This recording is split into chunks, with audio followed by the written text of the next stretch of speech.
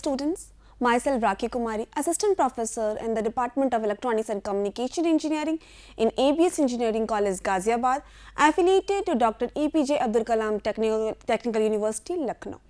Today in the lecture series of Microwave and Radars Engineering, I will teach you standing wave and the standing wave ratio.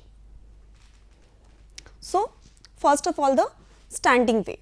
What is meant by the standing wave? So, standing wave comes into existence only when there is consist of incident and the reflected wave. And as we know that the general solution of a transmission line which consists of two waves which are travelling in the opposite direction, that is our incident and the reflected wave. Incident wave travels from in the positive z direction and the reflected wave in the negative direction, and both are opposite to each other. That is why the solution is written in the form of V, the curve is equal to V plus e to the power minus alpha j e to the power minus j beta z, where alpha and the beta words comes from the word alpha, from the word gamma, which is equal to alpha plus j beta, our propagation constant, and so plus V minus e to the power alpha j e to the power minus j beta z. This reflects the incident one and this reflects the reflected wave. And when we change this into the form of a sine and the cosine function, then e to the power minus j beta j changes into cos beta z minus j sine beta z. Similarly, e to the power j beta z also get transformed into in the terms of sine and the cos terms, and it will be written as cos beta z plus j sine beta z. So, the complete equation can be written as this. Now, by taking first of all cos beta z common, what we will have? V plus e to the power minus a z plus V minus e to the power alpha z, and similarly by taking j sine beta z common, what we are getting? V plus e to the power minus alpha z, and here it is the plus sign. So, minus minus it will be plus. So, we will take minus here, V minus e to the power alpha z. So, this is our terms, and when we consider that with no loss of generality, it was assumed that V plus e to the power minus alpha z and V minus e to the power alpha z are real. Then in that case, we can write our solution of the transmission line in the terms of V as Vs is equal to V naught e to the power minus j phi, and this equation is called as the voltage standing wave. This is called the equation of the voltage standing wave, and this V naught will be equal to V plus e to the power minus alpha z plus V minus e to the power alpha z square cos square beta z plus V plus e to the power minus alpha z minus V minus e to the power alpha z square sin square beta z under root, which is also called the standing wave pattern of the voltage wave. And the phi term which is here, it has to be explained, and this phi is arctan V plus e to the power minus alpha z minus V minus e to the power alpha z divided by V plus e to the power minus alpha z plus V minus e to the power alpha z tan beta z, and this is called the phase pattern of the standing wave. So, in this two slides we have comes with the three expression. First, equation for the voltage standing wave, which is given by this, and here we have come across with the two further V naught and phi. V naught is called as the standing wave pattern and phi is called the phase pattern of the standing wave. Now comes the condition we have to find out, for finding out the standing wave and the standing wave ratio, we have to find out the maximum and the minimum value of the equation 1. So, which is our equation 1? This is our equation 1. This equation is the equation 1. So, what is the general condition for finding out our maximum and minimum?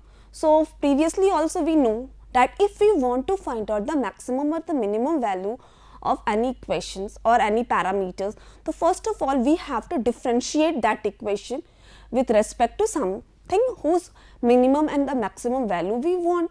So, the same thing is we are doing here, that for getting the maximum and the minimum values of equation 1, what we are doing? We are differentiating the equation with respect to beta z and equating the results to 0 and substituting the proper value of beta z, what we are able to get. So, what we are having then? We will differentiate this equation 1 and then equating it to 0. What we are getting? V plus e to the power minus alpha z plus V minus e to the power alpha z. Dear student, you please try it on yourself that we are getting this or not. But if you properly differentiate the equation and equate that to 0, you will definitely able to get this condition. And we know that now further what we are doing here? We are now differentiating, we are taking common V plus e to the power minus alpha z. So, if we are taking, what we are having in the first part, we have the 1 plus in the second part we have to what? We have the V plus value with the e to the power minus alpha z in the denominator. So, if you are able to recall this expression basically denote our reflection coefficient, which we have studied in the last lecture. So, we can replace this term with the tau, which is our reflection coefficient, and this occur at beta z equal to n pi, because we are equating this to the n pi, and n values will be from 0 plus minus 1, it will be any value further. Now, for getting the minimum, we complete with the same conditions and we are getting the minimum amplitude, that is V min is equal to V plus e to the power minus alpha z minus V minus e to the power alpha z. Now, what we are doing? The same thing, we are taking V plus e to the power minus alpha z common, and in that case when we take the common at the second term, this comes in the denominator side, and what we are getting? What is this called as? This is our reflection coefficient, reflected wave upon incident. V minus indicate the reflected and the V plus indicate the incident wave. So, again here tau. So, what is the difference between the maximum and the minimum value? Have a note of this. V plus e to the power minus alpha z 1 plus tau, and in the minimum case what we are getting? Here in the place of plus, here we have a minus, and beta z equal to 2n minus 1 pi by 2, and n will be any value, integer value 0 plus minus 1 plus minus 0 to further. The distance between two successive maxima and minima. What will be the minimum distance between the two successive minima and the maxima? So, for that let us have one solution. Beta z is equal to n pi, already we have considered that in the case of a maxima, that beta z should be equal to n pi.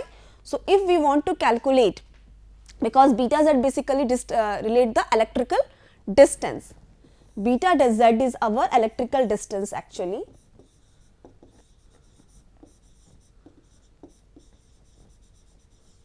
So, beta z is equal to n pi, so z equal to n pi upon beta, and we all know that beta is equal to 2 pi by lambda, which is our phase shift.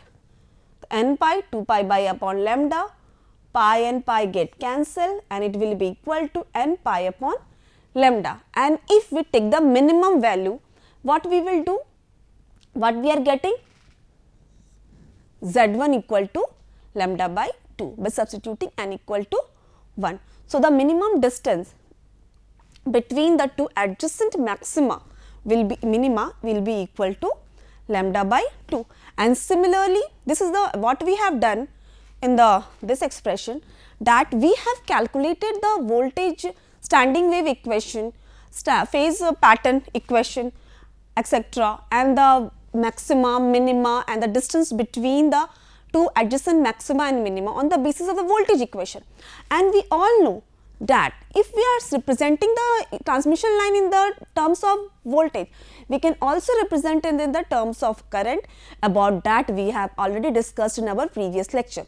So, in this lecture also we are writing in the similarly I max is equal to, the equation remains the same, but in the place of V plus we have the I plus, otherwise I max and I min equation remains the same. Only in the place of V we have to substitute that with the I. Now, let us look at the standing wave pattern in a lossy and the second one is the lossless line. So, in the lossy medium already we know that there is a decrease in the amplitude exponentially. So, we are able to see here that what we have, this one is the voltage wave and the second one, the dotted one, if you are able to see this is the dotted one and this is the current representation, and this is a lossy medium, that is why it is decreasing. And if you are able to see, this is the first maxima. So, what will be the second maxima in the voltage? This is the second maxima in the terms of voltage. So, what is the difference between lambda 2? Don't be get confused. This maxima is actually the dotted line and it is the representation of the current. Similarly, when we want to have the current in the terms of current, also let us have a look, dotted one, this one and the second dotted this one, the distance is lambda by 2. So, the distance between the two maxima and the two minima, either we take in the terms of a current and or the voltage, it remains the same, that is equal to lambda by 2, that is the half wavelength. And this is the standing wave pattern in the lossless medium. In the lossless medium, there will be no change in the amplitude throughout, that is why there is a smooth curve, straight, there is no exponential decrease in the amplitude remains the constant, and here we are getting the maxima and here we are getting the another maxima, and distance between the two is lambda by 2. Similarly, minima, the second minima, the distance between the two is lambda by 2. Now, if we want, we have what we have achieved, we have achieved the equation of the our V max, V min and the voltage standing wave equation.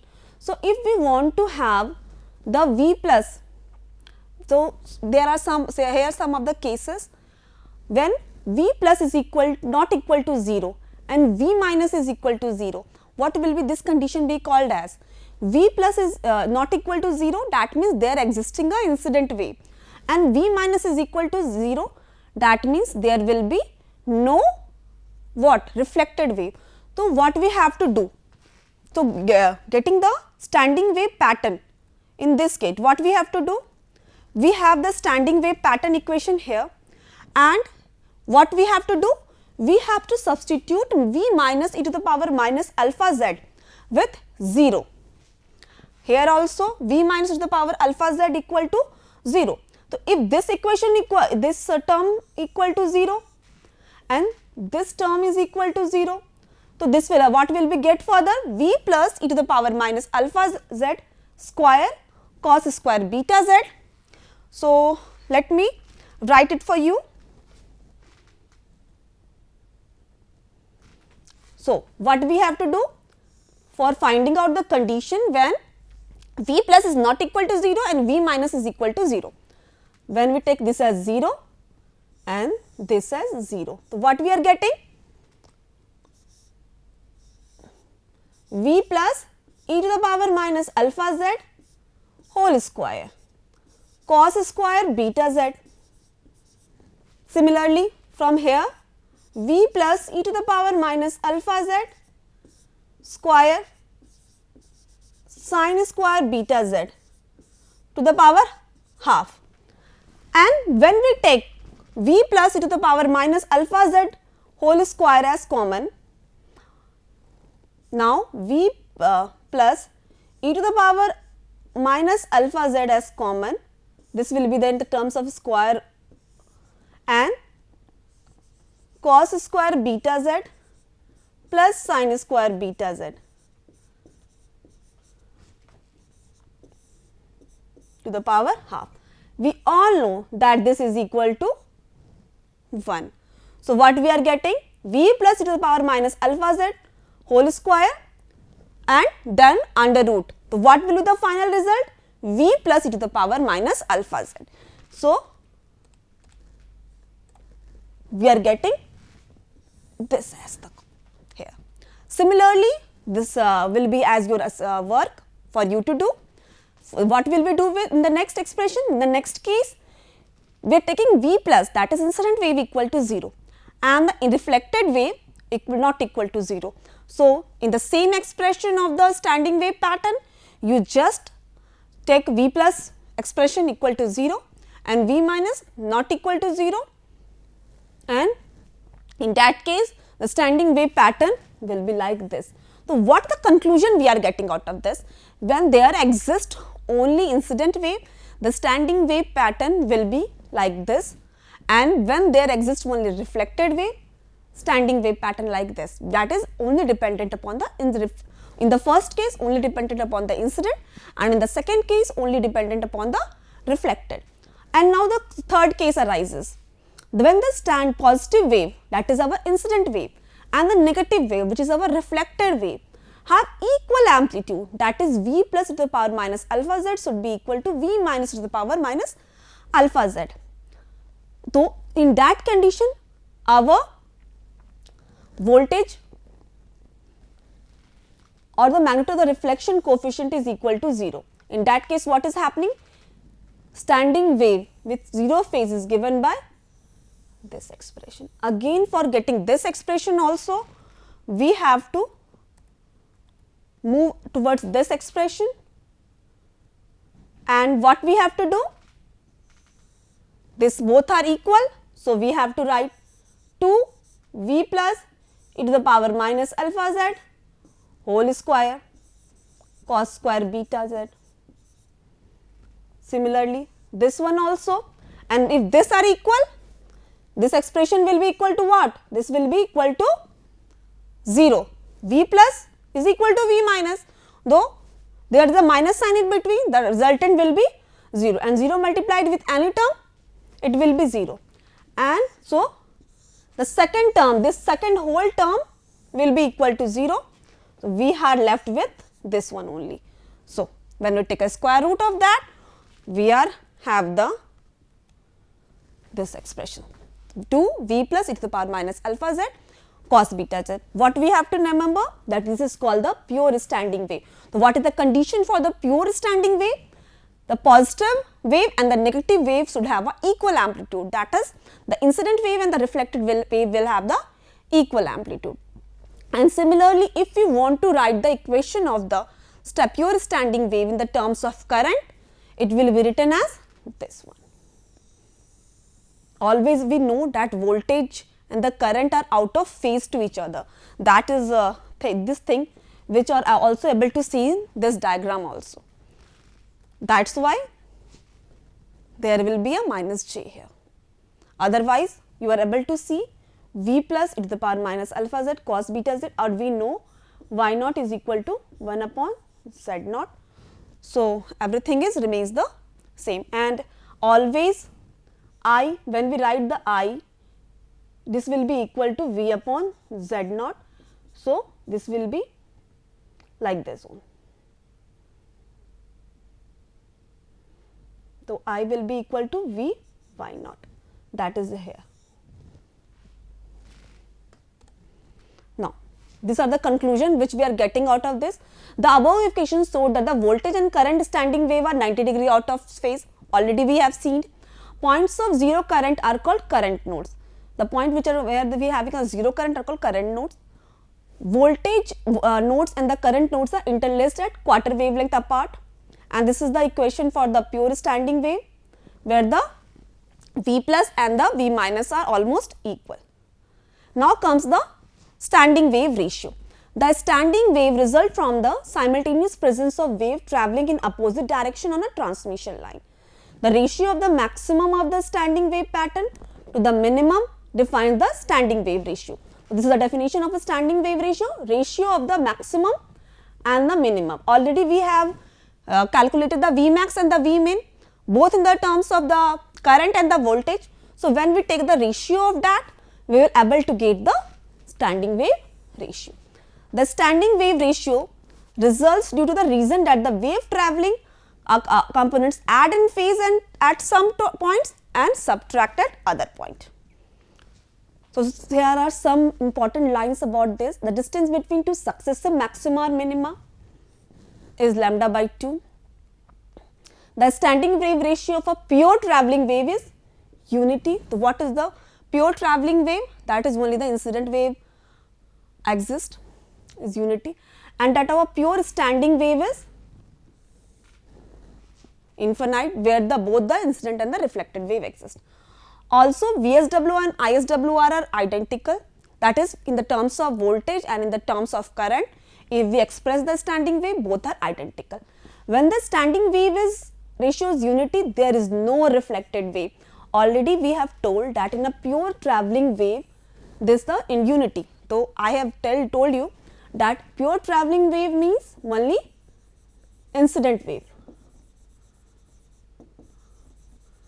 So, if there is only incident wave, there is no reflected wave, and in that case it is called as the flat line. Standing wave ratio cannot be defined on a lossy line because standing wave ratio can't be defined on a lossy line. Standing wave exists in both the lossless and the lossy medium. Already we have seen the graph over that, but standing wave ratio is very difficult to define in the case of a lossy medium because the standing wave pattern changes very much from one position to another. This is the reason that we don't define very much standing wave ratio in the lossy medium. On a lossless line, the ratio remains fairly constant and may be defined for some region, for a low loss region, and for a lossless line, the ratio remains same throughout the line. So, here is one more expression for you. Reflected wave is defined as a product of incident wave and its reflection coefficient. Already we have know that reflection coefficient is equal to reflected wave upon the incident wave. So, if we write the incident wave, reflected wave will be a product of incident wave and its reflection coefficient, and the standing wave was related to the reflection coefficient in the following terms. This is our reflection coefficient 1 plus tau 1 minus tau, this is our, and similarly this is our standing wave ratio rho is related to the reflection coefficient tau, about that which we have already discussed in the last lecture. There is one graph showing the SWR versus reflection coefficient. Let us one numerical related to the standing wave and the reflection coefficient. What is given there? A characteristic impedance and a ZL. What we are having? Z0 and the ZL, and we have to calculate reflection coefficient and the standing wave ratio. So, we know that the reflection coefficient formula ZL minus Z0 upon ZL plus Z0. So, when we substitute the value of ZL and Z0 already given in the equation, we are have the this. You solve it on your own and you are able to get this. And similarly, we have to find out the standing wave ratio. Already we have calculated the reflection coefficient.